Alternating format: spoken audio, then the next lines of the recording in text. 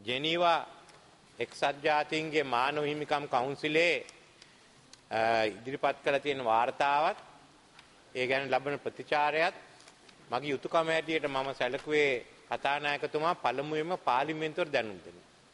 මේවා සිදු වෙනකොට පාර්ලිමේන්තුව රැස්ුනේ නැති නිසා පාර්ලිමේන්තුව රැස් වෙන අවස්ථාවේදී ඒ ගැන විශේෂයෙන්ම ප්‍රකාශ කරන්න.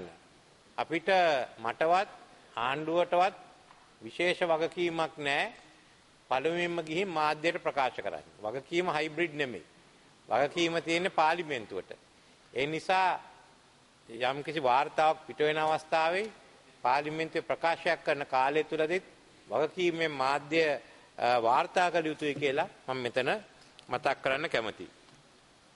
2009 දී අපරාට මුහුණ දුන් ත්‍රස්තවාදී අභියෝගය අවසන් වීමත් සමග කල් පවත්වන ස්ථිරසාර ජනවාර්ගික සාමයක් ඇති කිරීම ඉලක්ක කරගත් සංහිඳියාව ඇති කර ගැනීම සඳහා ධෛර්ය සම්පන්නවත් අවස්ථානුකූලවත් අප විසින් පියවර ගත යුතුව තිබුණා. ඒත් එසේ සිදු නොවන නිසා ජාත්‍යන්තර ප්‍රජාවෙන් අපේ රට ලොකු පීඩනයකට ගොදුරු වුණා. එහි ප්‍රතිඵලයක් ලෙස එක්සත් ජාතීන්ගේ මානව හිමිකම් කොමිසම හරහා අභියෝගයන් අප රටට එල්ල වුණා. පොදුවේ අප රටට ඇතිවේ යයි අනුමානය කළ සම්බාධක හරහා අපේ ආර්ථිකයට ත්‍රස්තවාදී අභියෝගය පරාජය කරන්න නායකත්වය දුන් රණවිරුවන්ට හා දේශපාලන නායකත්වයට බලවත් පීඩනයක් ඇතිවේ යයි අප උපකල්පනය කරමින් සිටියා.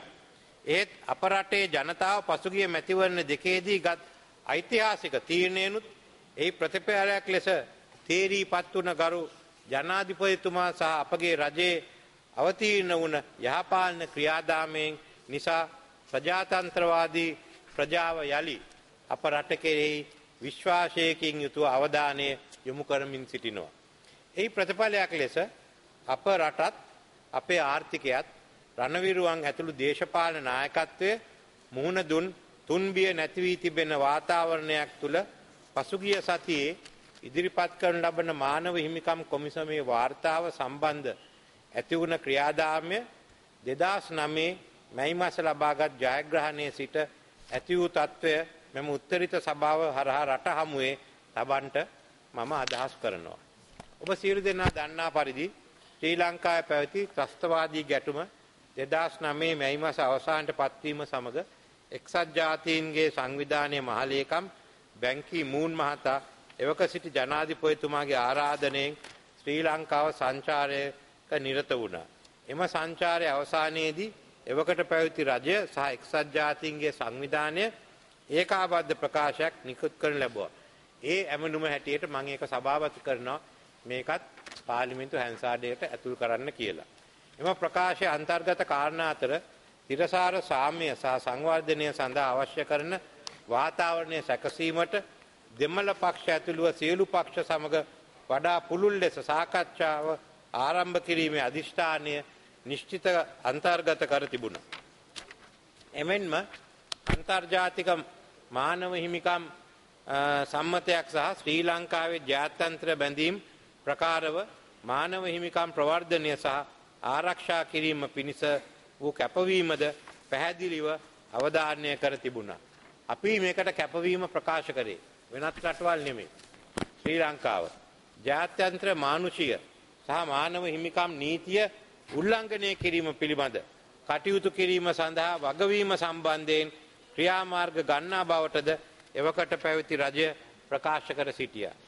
ඒ දුන්න ප්‍රතිඥාව ඒ රජය විතරක් නෙමෙයි අපි එකෙන් ඈත් වෙන්නේ නැත්නම් අපිටත් ඒක ක්‍රියාත්මක කරන්න තියෙනවා. අපි ඒකට බැඳිලා ඉන්නේ. ඊට දින කීපයකට පසුව මැයි මාස 27 වෙනිදා ජෙනීවාහි මානව හිමිකම් කවුන්සිලයේ ශ්‍රී ලංකාව විසින්ම යෝජනා කර මානව හිමිකම් ප්‍රවර්ධනයේදී සහ ආරක්ෂා කිරීමේදී ශ්‍රී ලංකාවට සහාය වීම නම් වූ යෝජනාව බහුතර ඡන්දයකින් අනුමත කර ලැබුවා. ඒක බී ඇමනුම හැටියට මම සභාගත කරනවා ඇන්සාර් ඇතුල් කරන්න කියලා.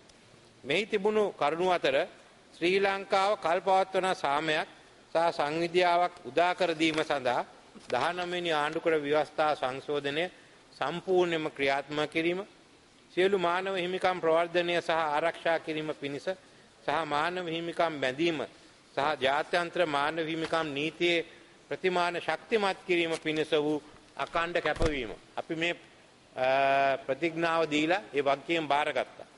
සමස්ත මානව හිමිකම් භුක්ති විඳීමේදී වාර්ගික සුළුතර කණ්ඩායම් වලට එරෙහිව වෙනස් කොට සැලකීම නොමැති බවට වග බලා ගැනීමට ක්‍රියාකාරීකම් ශක්තිමත් කිරීම.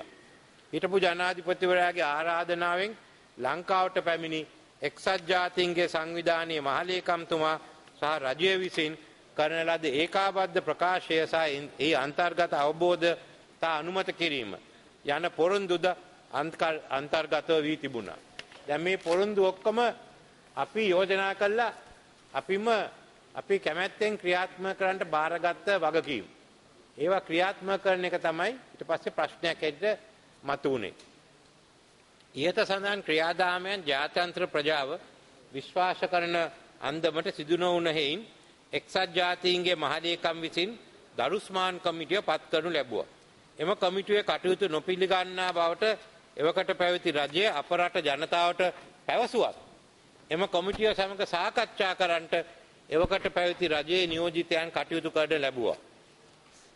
එපමණක් නොව එක්සත් ජාතීන්ගේ මහලේකම් දරුස්මාන් කමිටිය හරහා ගත් ක්‍රියාමාර්ගය LLRC කමිටුව හරහා ශ්‍රී ලංකා රජය ගත් ක්‍රියාමාර්ග අතර බාධාවකින් තොරව සම්බන්ධයක් ඇති බව එම රජයේ විදේශ ඇමතිතුමා ලිඛිතව 2011 පෙබ්‍රවාරි 15 වෙනිදා එක්සත් ජාතීන්ගේ මහලේකම්ට දැන්වනු ලැබුවා. එනං ඒ සම්බන්ධය විදේශ ඇමතිතුමා දැන්නුවේ. වෙන කවුරුවත් නෙමෙයි. එපමණක් නොව කවර පුද්ගලික හෝ ආයතනයක් විසින් කර ඇති වැරදි සම්බන්ධව වගකීම් පැවරෙන වගවීමේ යාන්ත්‍රණයක් ඇති කරන බවටද පසුගිය රජයේ එක්සත් ජාතීන්ගේ මහලේකම්ට දැන්වනු ලැබුවා. ඒ කියන්නේ මේ පිළිබඳව නීතිය අනුව ක්‍රියාත්මක කරන්නට අපි කැප වී සිටිනවා. 2010 මැයි මාස 15 වෙනිදා එවකට හිටපු ජනාධිපතිවරයා උගත් පාඩම් සහ ප්‍රතිසන්ධාන කොමිෂන් සභාව පත් කරනු ලැබුවා. මෙම කොමිෂන් සභාවේ වගකීම වුණේ ලංකාවේ පැවති යුද්ධමය ගැටුම පිළිබඳ ආපසු හැරී බැලීම සහ රට සුවපත් කිරීම සහ සාමය ගොඩනැගීමේ අනාගත යුගයක් ගැන සලකා නිර්දේශ ඉදිරිපත් කිරීමයි. එම කොමිෂන් සභාව ප්‍රතිසන්ධානය සඳහා නිර්දේශ ගණනාවක් ඉදිරිපත් කළා. එයින් නිර්දේශ කීපයක් මම සඳහන් කරනවා. යුක්තිය පසදලීම කෙරෙහි ජනතාව අතර විශ්වාසය තහවුරු කරනු පිණිස සියලු චෝදනා විමර්ශනය කළ යුතු අතර දේශපාලන බැඳියාවන් නොතකා වැරදිකරුවන්ට එරෙහිව නඩු පැවරීම සහ දඬුවම් ලබා දිය යුතු බව අවධාරණය කිරීම. අපරාධ යුක්ති පද්ධතිය කෙරෙහි සහ ආධිපත්‍යය කෙරෙහි ජනතාවගේ විශ්වාසය යලි ඇති කිරීමේ අවස්ථාව. අතුරුදහන් වූ පුද්ගලයන් පිළිබඳ ගැටලුව ආමන්ත්‍රණය කිරීමේ වැදගත්කම සහ එසේ නොකළොත් එය දිගුකාලීන ප්‍රතිසන්ධාන ක්‍රියාදාමයකට බරපතල බාධාවක් වනු ඇති බව. අතුරුදහන් වූ පුද්ගලයන්ගේ ඥාතීන්ට තම පවුල්වල සමාජිකයන් සිටින්නේ කොහෙද, ඔවුන්ට සිදුවේ කුමක්ද ගැන සත්‍ය දැනගැනීමේ අයිතියක් ඇති බවත්, ඔවුන් ගැටුමේ වින්දිතයන් වූයේද නැතොත් LTT ත්‍රස්තවාදී වින්දිතයන් වූයේ යන්න නොසලකා සත්‍ය දැනගැනීමේ අයිතිය වන්දිය ලබා ගැනීම හානිපූර්ණ ඇතුළු උචිත නෛතික ප්‍රතිකර්ම සොයා යාමද අවශ්‍ය බවයි. මෙම නිර්දේශ යොසුලුව ක්‍රියාත්මක නොකිරීම හේතුවෙන් සහ 2009 වකට ශ්‍රී ලංකා ජන රජය විසින් සම්මත කරගත් සම්මුතියේ අන්තර්ගත වගකීම් ක්‍රියාත්මක නොකිරීම හේතුවෙන් 2012-2013 වසරවල මානව හිමිකම් කවුන්සිලයේ ඇමරිකා එක්සත් ජනපදයේ ප්‍රමුඛ සමාජික රටවල් සම්මුති දෙකක් තුලින් මෙම නිර්දේශ ක්‍රියාත්මක කරන ලෙස අපගෙන් ඉල්ලා සිටියා. මම මේ දෙකත් සභාගත කරන ඇමණුම් හැටියට මේකට ඇතුල් කරන්න කියලා. ඒ දිගින් දිගටම මානව හිමිකම් උල්ලංඝනය වීම, යහපාලනයේ බිඳ වැටීම, නීතිය හරියාකාරව ක්‍රියාත්මක නොකිරීම, පුවත්පත් කලාවේදීන් මානව හිමිකම් ආරක්ෂකයන් ආගමික සුළුතර කණ්ඩායම් වලට කෙරෙමින් තිබුණු තාඩන පීඩන සහ හිරිහැර කිරීම 2013 අගෝස්තු මාස වැලිවේරියේදී නිරායුධ විරුද්ධතාකරුවන්ට ප්‍රහාර එල්ල කිරීම සහ යුක්ති ඉටු කිරීමට ප්‍රත්‍යක්ෂ ප්‍රතිඵල සහිත විශ්වාසනීය ජාතික ක්‍රියාදාමයන් නොතිබීම යන ප්‍රධාන හේතු මුල් කරගෙන මානව හිමිකම් කවුන්සිලය 2013 14 මාර්තු මාස 27 වෙනි දින 25/1 යන යෝජනාව සම්මත සිදු කරනු ලැබුවා. ඒ අනුව මානව හිමිකම් පිළිබඳ මහා කොමසාරිස්තුමාගේ කාර්යාලය විසින් LLRC කොමිසම විසින් ආවරණය කරන ලද කාල සීමාව තුළදී අදාළ පාර්ශවයන් දෙකම සිදු කළේ යයි පැවසෙන බරපතල මානව හිමිකම් උල්ලංඝනය කිරීම සහ ඒ ආශ්‍රිත අපරාධ පිළිබඳ පුළුල් විමර්ශනයක් සිදු කරන ලෙස ඉල්ලා සිටියා. එහෙනම් එතනින් කිව්වේ අපේම කොමිසමේ වාර්තානුව ක්‍රියාත්මක කරන්න කියලා නිර්දේශ අනුව.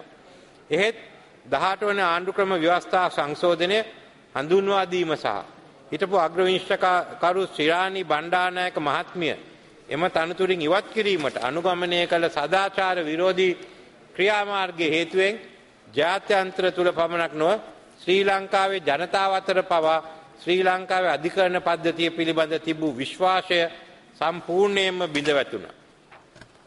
ජාත්‍යන්තර පීඩනය වරින් වර වැඩි වන විට අවශ්‍ය ස්ථිරසාර විසඳුම් සොයනු වෙනුවට පසුගිය රජය LLRC කමිටුවට අමතරව උදලාගම සහ පරණගම් කොමිෂමද සහාය සඳහාද පත් කරනු ලැබුවා.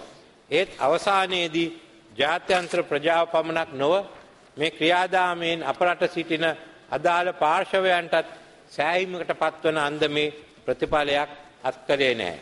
ජනවාරි 8 වෙනිදා මෛත්‍රීපාල සිරිසේන මැතිතුමා ජනාධිපති මැතිවරණය ජයග්‍රහණය කර පත් කෙරුණු රජයට දායාද වුණේ මහින්ද රාජපක්ෂ රජය විසින් ජාත්‍යන්තර පරීක්ෂණයක් සඳහා තල්ලු කර තිබූ අවාසනාවන්ත රටක්. මානව හිමිකම් කවුන්සිලේ වාර්තාව මේ වසරේ මාර්තු මාස නිකුත් කිරීමට නියමිත තිබුණද නව රජයේ ඉල්ලීම මත සැප්තැම්බර් මත 30 වන සැසිවාරය දක්වා කල් දමනු ලැබුවා. කවුන්සිල් විසින් ලබා දුන් එම කාල සීමාව මාර්තු සැප්තැම්බර් තුලදී ශ්‍රී ලංකා රජය දේශීය වශයෙන් තම ප්‍රතිසංස්කරණ න්‍යාය පත්‍රය ක්‍රියාවට නැංවීමට පියවර ගනු ලැබුවා. එම පියවර අතර අන්තර්ජාතික වශයෙන් මානව හිමිකම් කොමසාරිස්වරයා හා ඔහුගේ කාර්යාලය එක්සත් ජාතීන්ගේ සංවිධානය ඇතුළු අන්තර්ජාතික ප්‍රජාව සමග බිඳ වැටී තිබුණු සම්බන්ධතා යලි ඵලදායී ලෙස ගොඩනැංවීමට ක්‍රියාමාර්ග රාශියක් ගනු ලැබුවා.